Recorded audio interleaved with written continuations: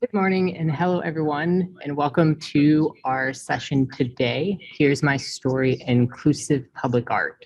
Before we begin, I wanted to cover some housekeeping items. Please keep your cameras and microphones muted throughout the session. And if you have any questions, please use the chat feature. We'll get to as many of them as we can at the end of the session. Jenn Gardner's Selby served as the chair of the Art and Design, as well as the executive director of Transfer and University Partnerships at Rowan-Cabarrus Community College. During her 16 years with the college, she has led the Art and Design department into hosting the National Coming Out Day for Allies in collaboration with Trinity Oaks Senior Living Community in support of veterans art exhibitions and in various public art projects. Jenn Shelby serves as the City of Salisbury's Public Art Commission and was recently elected to the Board of National Council of the Arts Administrators. In 2020, Jenn was appointed to the Transfer Advisory Committee, TAC, by the Vice President of Academics in the North Carolina Community College system. And she has authored 6 binding statewide transfer programs to serve students so they can fulfill their dreams of 4-year degrees. For the past 2 years, Jenn has served as the chair of the Race Task Force at First Presbyterian Church. And in 2005, Jenn worked on the Oak Grove Freedman Memorial Project, documenting the project through photography. So I will hand this over to her so she can take over and present for us. Thank you so much, Ryland, and thank you all for being here this morning with us. We are honored for you to share your time with us. I do want to say a word. Ryland is our lead faculty member over our graphic design program, so we appreciate him being here as well. Presenting alongside myself is Bailey Wingler, and Bailey is a multidisciplinary artist, and she is a Rowan-Cabarrus Community College graduate. She completed her undergrad at UNC Greensboro, and then we were able to hire her back through the very project we're going to be sharing with you today. So I was thrilled about that. And so she started being our assistant with the Here's My Story project, and now has expanded her role with the college, and she serves in multiple capacity, particularly supporting my work in transfer and partnerships with universities, as well as the Department of Art and Design. So thank you, Bailey. She's interned with Salisbury Public Art Committee and has served as an advisor and volunteer for public art initiatives across the city of Salisbury, and really starting to focus her work on marginalized populations. She also served for 2 years as the arts connector for Your Rowan, and it was in that role that she wrote blogs about the arts across Rowan County, and really started to work on recognizing local minority artists, which fed her passion for engaging folks across our community and artists of color in the creative scene. So I am going to, I think, share my screen, and we're going to get this PowerPoint going and share with you. Okay, bear with me one moment. Okay. All right. So hopefully you are able to see on your screen a PowerPoint with a blue background. If that is not the case, please unmute and speak now so we know. Okay. All right. So what we're going to discuss today is the Here's My Story Inclusive Public Art Project that was just generously funded by the Z. Smith Reynolds Foundation. And we're just so humbled and honored to be a part of this. Okay, so the Here's My Story project has a pretty large team that has worked on this. So we're going to kind of start with the overview of explaining the project itself, the group, and kind of the overview of what it was about. And then we're going to drill down into the specifics of the process. It's been a long process, and Bailey will help share some details with that. So our team has consisted of basically the folks in the department at Rowan-Cabarrus, the Department of Art and Design. And I'm very blessed to have colleagues who are passionate about this work and who jumped right in to take on a task in addition to their regular jobs. So here's our team. You can see we have got faculty from across our department in all sorts of specialized backgrounds. We have Rebecca Hooks, who is our amazing grants director at the college. We have Bailey, who has come back on as a staff. Really, she's the lead for this project in our department. And then we have additional project support from outside our institution. Brenda Miller Holmes is the person, the magician that Z. Smith Reynolds provided to help the project groups like ours have someone who could advise, support, mentor, and be a connector. So Brenda's been with us throughout. And then very important to our project was the Z. Smith Reynolds Advisory Committee. And that committee is a group that we're going to speak about throughout the process. It was important that as we moved into this project that we saw the project as a means of service. This is a way our department can give back. We don't have a lot of money. We don't have these other skills. What we have is our creative making and our creative approach to all things. And that's really what we thought we could use to serve our community. So we needed folks to help us make decisions. We didn't want to be in charge of making the decisions because that's not our role in this. And so the advisory committee was critical throughout the process. Various community partners were invited to play a role, and organizations, businesses were represented. Salisbury Pride, the Lincoln-Dixonville Task Force, Livingstone College, the City of Salisbury, the Public Library, the Public Art Committee, and many, many others participated in this committee. And the advisory committee operates under an open door policy. Okay. And these were the folks who we wanted to bring our work to, and they made decisions, even down to what font and what size and all of these things, so that the decisions were intentional and that they supported the mission. Okay. So let's talk about what is this project even about? Well, in 2018, Z. Smith Reynolds, which is, if you're not familiar, they're a group based in Winston, and they are amazing. But they decided that they had several years worth of listening and learning across our state. And it really was evident to that group that the legacies of racism and segregation were really pervasive. But the presence of these legacies were often discussed when there was a major controversy or a major flare-up.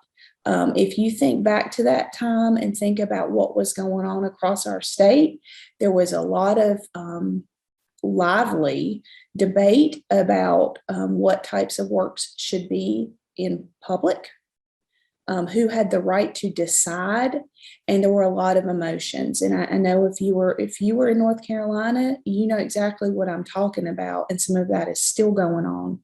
And so what Z. Smith Reynolds did, which I thought was amazing, was at the same time, there was never a direct connection between what was happening and this call, but they really decided that they wanted to focus on how art could serve as a starting place for conversation, coming from a positive place, and really start to engage all types of people in discussion. And that discussion is, of course, difficult and courageous, but it was important to have art as a catalyst that was very intentional and deliberate and not reactive, that was inviting dialogue. And so they put out a call. They started to accept applications for inclusive public art across North Carolina. These were open to all types of groups. And really the goal was to to get historically marginalized folks involved in decision making about public art and what goes into the public space, and then through that driving conversation. So the art and design department got really excited, and we got the blessing of our wonderful president, Dr. Spalding, who's just amazing.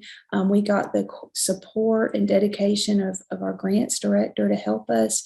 And we put something that we've been talking about loosely into very tangible form and submitted a proposal for Here's My Story.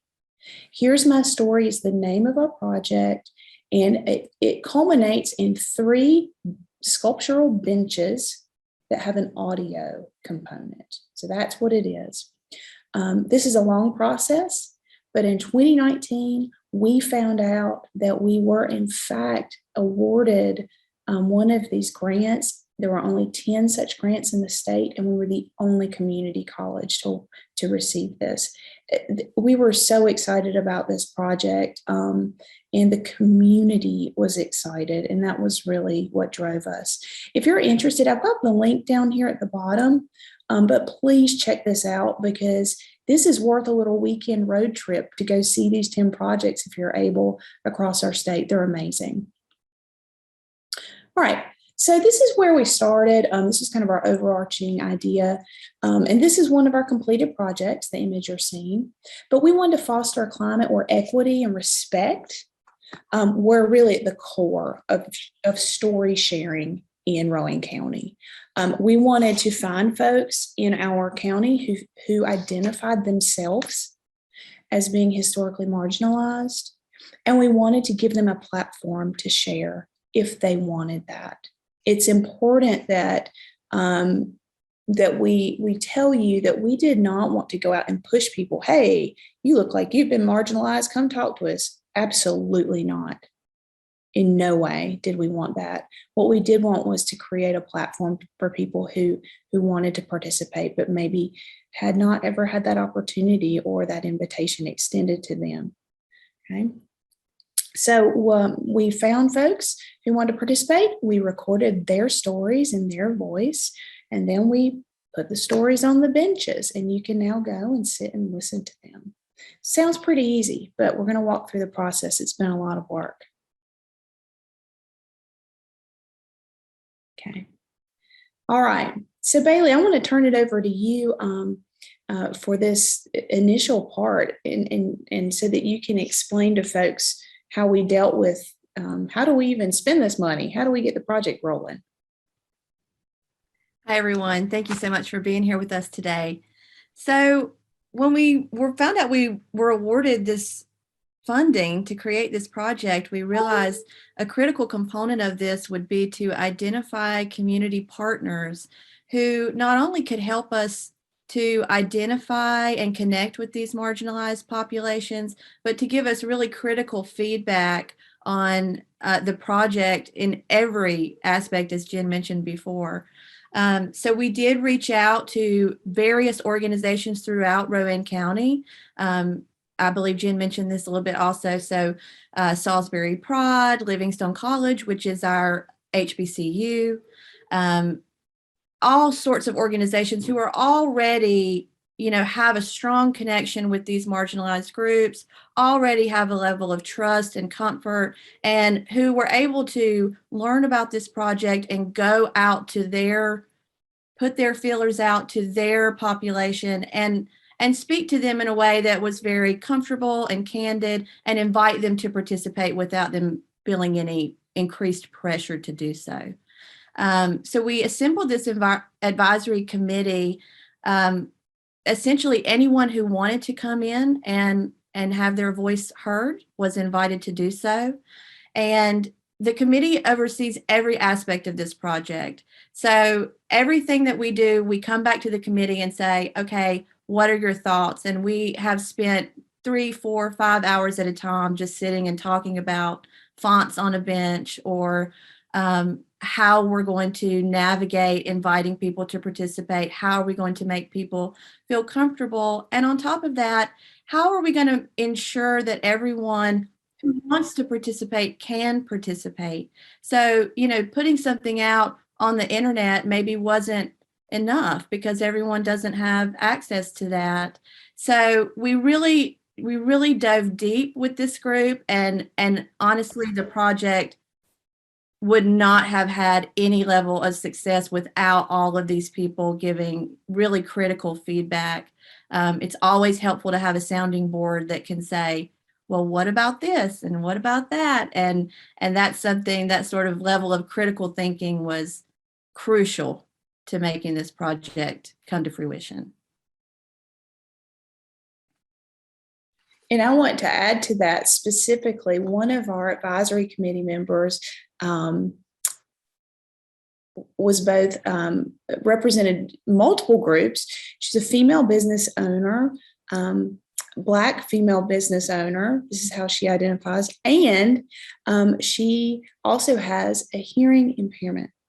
And so, man, we would love having these meetings. We think we were so clever and we had the solution. And then she would help us see maybe our own, implicit bias in a process or an assumption, and really help us check ourselves. And so when you're talking about an audio project, thinking about folks who experience hearing or communication differently than yourself is really important. And so that's an example of how this committee helped us. All right, Bailey? Absolutely. So when we thought about this project, engaging this local community was such a huge part of this. And we wanted to find ways to connect that maybe were outside of our typical comfort zone. So we did go out and place calls through social media channels and all the, sort of typical ways to invite people to participate. But then we also had our graphic design team member, Mr. Ryland Perry, develop some flyers for us. We created those in both English and Spanish versions. And we went around the community and placed those in minority-owned businesses. We placed them around the community college campus. And we even went and visited some Livingstone football games and handed them out to the students and the visitors there, and went to the YMCA, where, a huge portion of our community gathers together, and we're able to connect with people that way. So we really tried to explore lots of different avenues for engaging the community. And even now, as this project continues forward, we're continuously trying to think of new ways. We're collaborating now with Rowan Helping Ministries, which is our local homeless shelter, and they're working to create some safe space for us to come in and share this offer to participate with their population and their residents in a way that allows them full access without having to worry about travel or being able to communicate with us via email or telephone. So I think that as we think about community engagement, this is a topic that's growing constantly for us, and we're always exploring new ways to connect.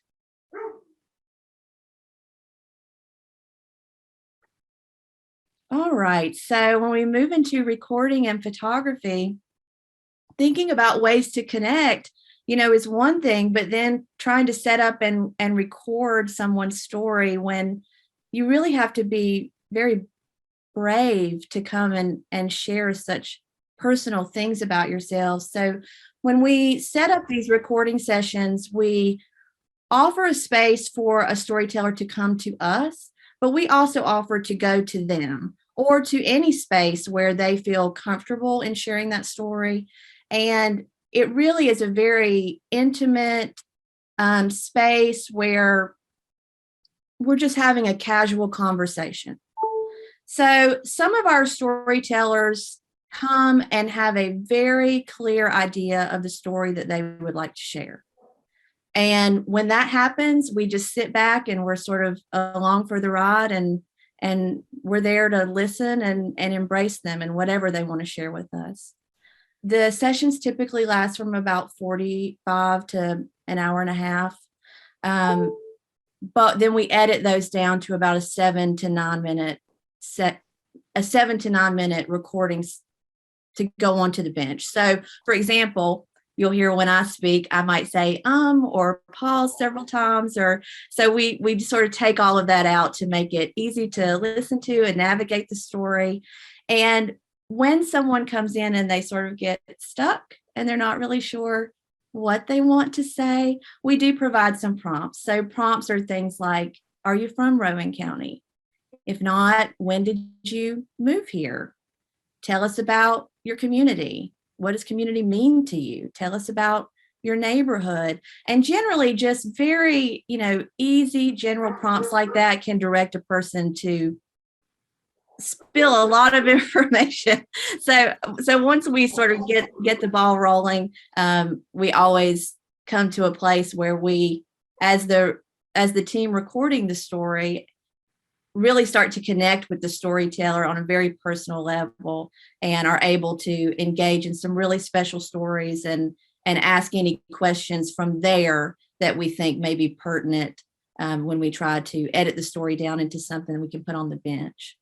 So stories are then taken back to our advisory committee. The advisory committee spends full days listening to all of the stories, and they sort of decide whether or not this story meets the goals of the project. So does the person telling the story consider themselves to be a historically marginalized person or from a historically marginalized population? Does the story reflect the diversity within Rowan County? And from there, once we make those decisions, all of the stories are curated and placed on the bench, and then they rotate out periodically. Okay. And I do want to reiterate that hopefully if you're really maybe scrutinizing what we're saying, which we hope you are, when you hear things like editing out of a story, whoa, that's problematic. And this really does get back to that advisory committee role, because we wanted to ensure that a group was making those decisions and not us. And so I feel like if there was an award for Committee of the World award or something, I mean, these people from our community would take time. I mean, sometimes bringing children in with them because they didn't have childcare, or sacrificing time at work. I mean, these were sacrifices. They would come and listen to these things for hours and hours and hours. And I just was so impressed with that group. So please cross your fingers that this is going to work. Sometimes when you have audio and it's compressed and projected and there's the internet and all these devices, we're going to hope this plays well where you can hear it.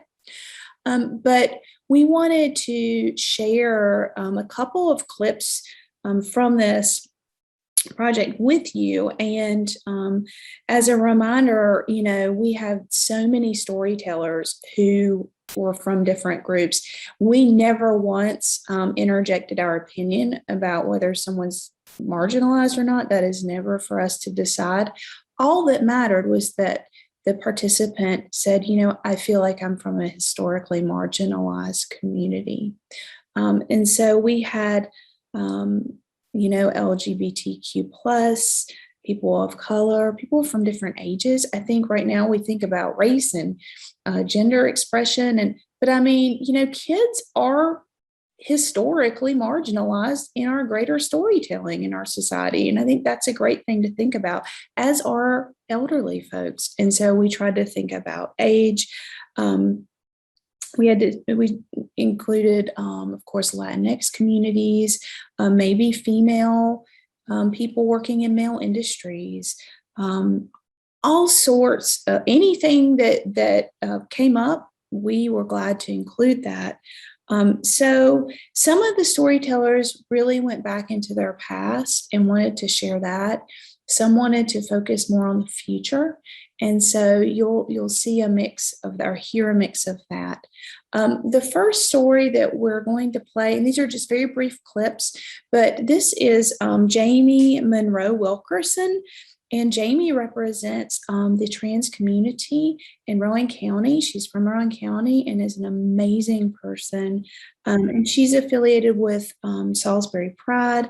She's also a very heavily sought after entertainer nationally. We had to work with her national schedule to make sure we could align to record her. And she's an activist as well. So here she is. She's speaking this was the chosen location. This is the children's classroom at First Presbyterian Church, which granted us a safe and quiet space to record many of these stories if the storyteller was comfortable with that location. So I am going to try to play this and mute myself.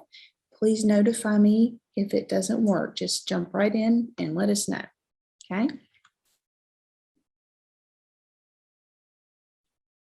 Get to know me as a trans performer. I think once you state this is how it is, people at that point, they don't have to wonder anymore. So either they're going to accept you or they're not going to accept you. And my dad, he was not too clear about it for a long time. But once I started the transition physically, then he at that point realized, well, this is how it's going to be. And we actually became better friends and got a lot closer. Parents think phases are not always the best thing for their children. So, and it can obviously get them in trouble. So I think that was kind of where he was. And he was worried, obviously, if I was going to, people were going to hurt me and that kind of thing. So I think that kind of played a role with him. But got over all of that. It's fine. But my brother and I are very close. And he's very, comfortable with me. So I was lucky. A lot of people aren't. You just have to know that you're not the only one. And there are people like you out there. And it's okay to be who you are. And you don't have to hide. You don't have to, disappear like a lot of the people did in the 80s. I mean, people would just completely get up and move to a different state and just start a new life. And because they didn't want to have, to deal with the people that knew them once and how they were going to react. I chose not to do that because I'm like, this is where I'm from. And if I can't get the people that I already know to accept me for who I am, then I'm not going to get anybody else to. So I kind of looked at it in that point of view and stayed and kind of did what I could to change their minds and educate them on people like me. So. Okay, then over here, this is the future, y'all. This young lady is amazing. This is Brooklyn Witherspoon. She is a founder and entrepreneur.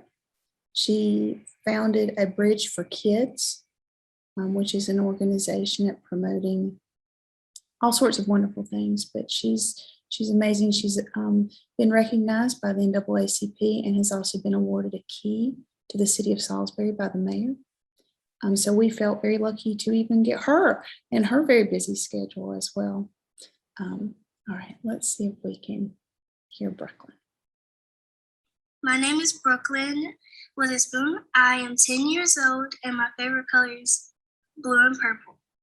My cousin Ayana was very nice, had an energetic personality. She's just amazing and nice and would always love everybody, would never do anybody any harm, would come up and hug people even though she didn't even know who they were. Ayana was just amazing. So basically what happened with Ayana was she was asleep with her grandmother and somebody came was outside of their house and shot inside of their house. And she basically got shot. That's basically the full description. Ayana was 7 years old and it really made me sad when she passed away.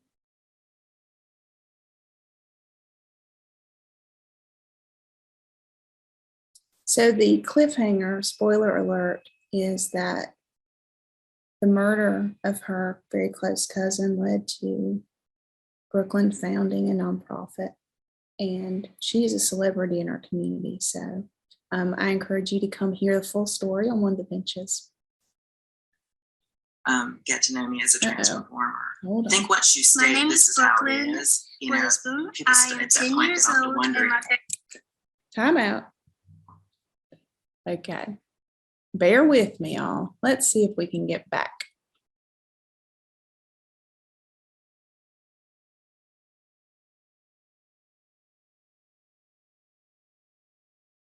That's what I did. Let's see if this works. Get to know me as a transfer.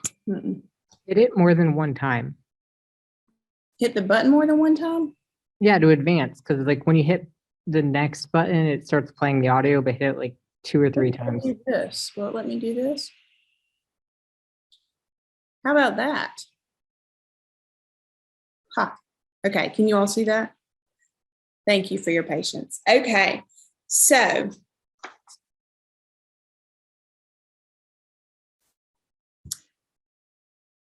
Bailey, why don't you speak to this? I want to especially focus on this modification, albeit a little small, but very important. Okay, so first you'll see our initial concept. So this was just the project team sort of discussing and collaborating on possible ideas. And then beside of that, you'll see more of what our final product looked like once the benches were fabricated. So the advisory committee did play a very important role in even just the design of this sculptural bench. We wanted to make sure that the bench itself was accessible to everyone in our community. So, for example, you'll notice that there's a slight curve that's been added to the bench seating.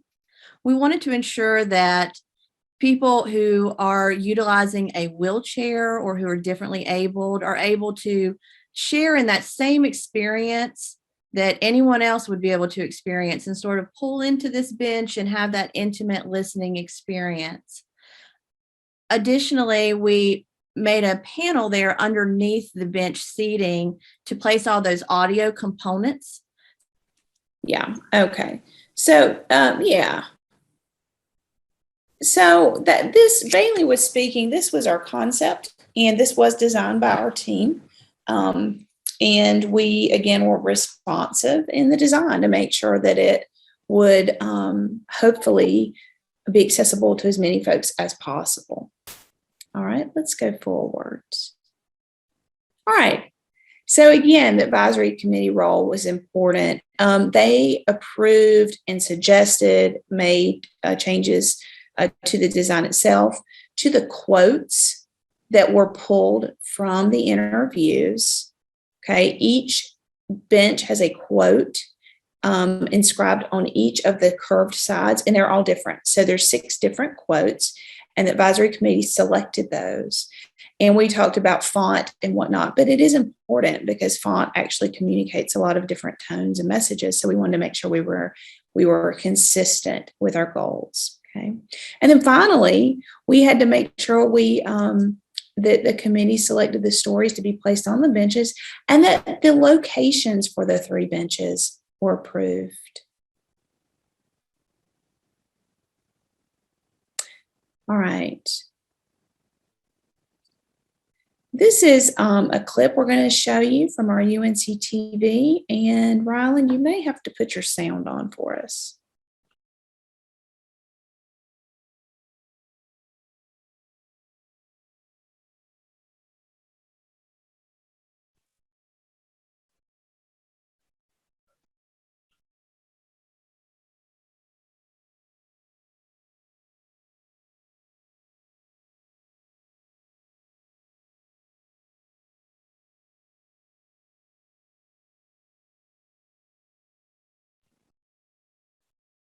All right. Okay. So as I mentioned, we had to think about folks who may have a different relationship with communication and hearing, as well as with language.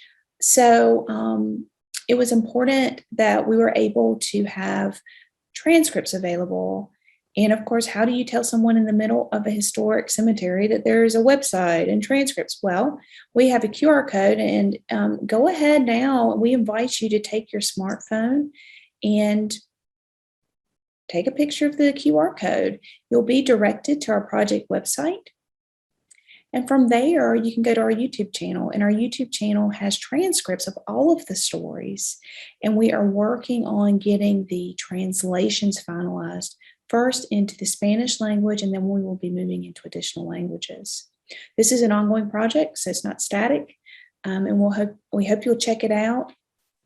But these QR codes were actually donated by, I'm going to go ahead and say, Bailey's husband's a wonderful fabricator, and he did this work for us. So we're really grateful to him and his company for donating the QR codes.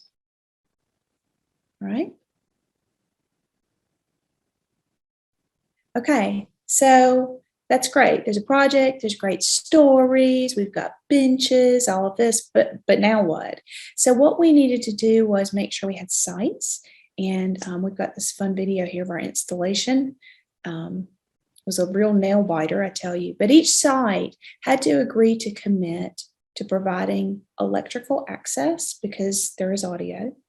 They had to prep the site, whether they wanted a concrete pad in this case, or to use existing brick or grass.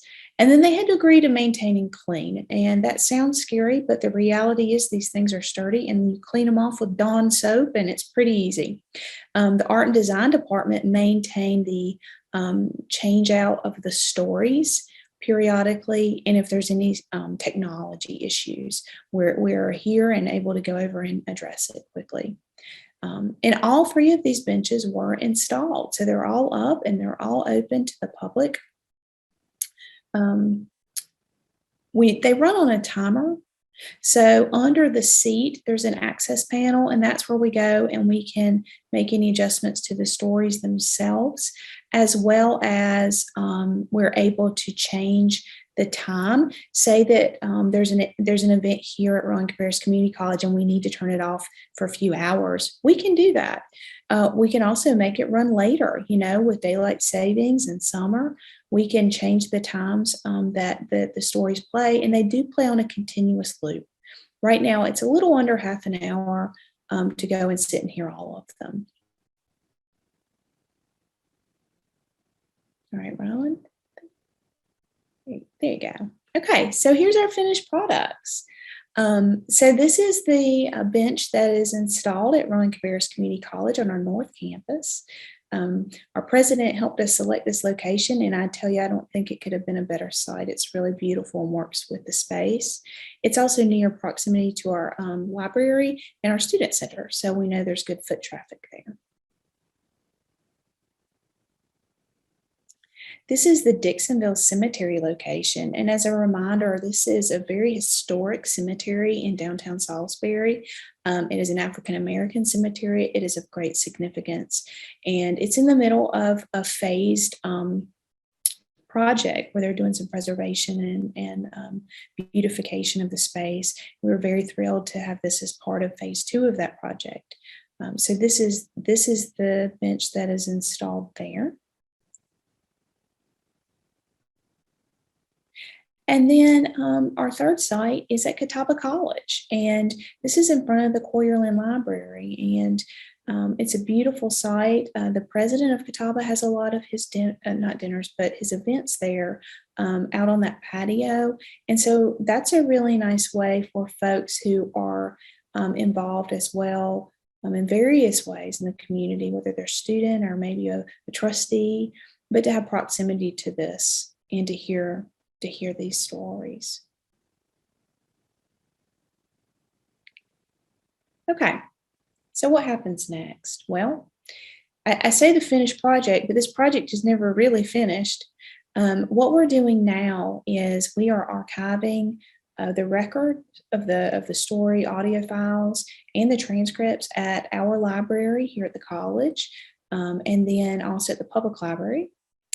PBSNC has done this amazing job of documenting this process, and there will be a video or film project about the Here's My Story initiative, and we cannot wait to share that all with you. We think it's going to be aired in conjunction with Black History Month in spring of 2022. And we will, trust me, you'll hear about it. We'll be putting the word out, but stay tuned for that. And then we did have to pivot. We had planned to have a wonderful big celebration and invite everyone and really come together. But as you know, we are still in this strange pandemic world. And so we were very grateful to Z. Smith Reynolds being open to an alternate idea. And that was to publish a book. Our specialist, our faculty specialist, Parker Reinecker, who works in photography and film and digital arts, he has experience publishing books. And so he is helping, along with Bailey, they are helping us get all of this put together in a book format. And that will be available in a digital version and a print version. And we are trying to get it done as quickly as we can. And that will serve as our quote celebratory piece. So we're really excited about that. This picture, just so you know, is the film crew from PBSNC at Catawba College. And one of the folks who has a quote on the bench is there with family members. And so we wanted to document that as part of our film.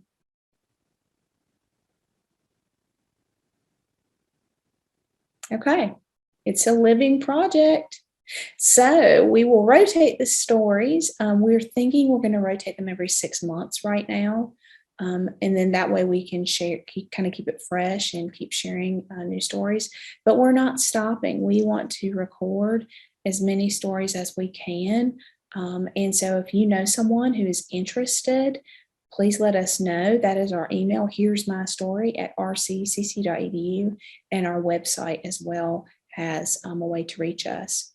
The image here are two gentlemen in our community who were the first, in the first class after the integration of schools. And they went to school, to high school, in an integrated setting for the first time. And they have remained friends all these years. And that's them clutching their high school yearbook. And, you know, I was nervous about recording this session. I wasn't quite sure where this was going to go. And it was amazing. There were parts where I think we all cried, and there were parts where we all laughed, and parts where we all rolled our eyes. And it was just really, it really embodied what we were attempting to do here, which was to have conversations in a brave and open space. So we hope you'll pass it on and encourage anyone who may want to have a platform to speak to reach out to us. And I think we just have a couple images here at the end. I know we are probably over our time. If people need to go in and out, that's fine, but we'll keep going just in case. This is one of our storytellers, Michael Stringer, and he has his quote on the bench. And he has really been one of my anchor people in all of this. He actually just texted me the other day to tell me about his grandchild. And so we formed a real relationship here, and I'm grateful to him for that. Many stories to tell. This is another of our storytellers representing the Latinx community, Sarai. Sarai is amazing and was brave to share with us her challenges being in a new country as a new mother, and really in a new culture of child rearing that was very different than what she had known, and the challenges and isolation that she had experienced. Tamara Sheffield is representing the LGBTQ plus, sorry, I'm getting tongue-tied, community. She's also one of our elected officials. And so she kind of speaks from different perspectives, multiple perspectives that are really, I think, just really admirable. And so she also, one of her quotes was chosen for the bench on the North Campus of Rowan-Cabarrus. And that's her doing her portrait after her storytelling session. And Mr. Cherry, he is an amazing figure in our community and has been at every step of civil rights as far back as anyone can remember here in Rowan County. And he graciously took the time to tell his story. And this was one of our creative images that we got. Jen, can I just add that just seeing Mr. Cherry's feet there reminded me that it is important to note that our storytellers can remain anonymous if they so choose. We do offer these portraits and we do share information, but that's only at the storyteller's discretion. Thank you. Absolutely. I like this kind of ending on the future here. And there is Miss Brooklyn. I'm telling y'all, you better learn her, because we're all going to be working for her before it is over. I have no doubt. And I feel good about the future if that's the case. But she was a joy. And I just applaud her for her willingness to talk about some really hard things. And there she is. She's got her favorite saying etched on that bench forever. All right. So we encourage you to reach out if you'd like to about anything. Thank you so much for attending. Thank you for having grace in our increasingly digital world. And, we're here if anyone wants to talk more about it, but we really want to express our thanks to the team, to the storytellers, and to Z. Smith Reynolds, because this was a brave project to fund. And I'm telling you, it's amazing. And the projects across the state that are being unveiled right now are they're incredible. So thank you very much.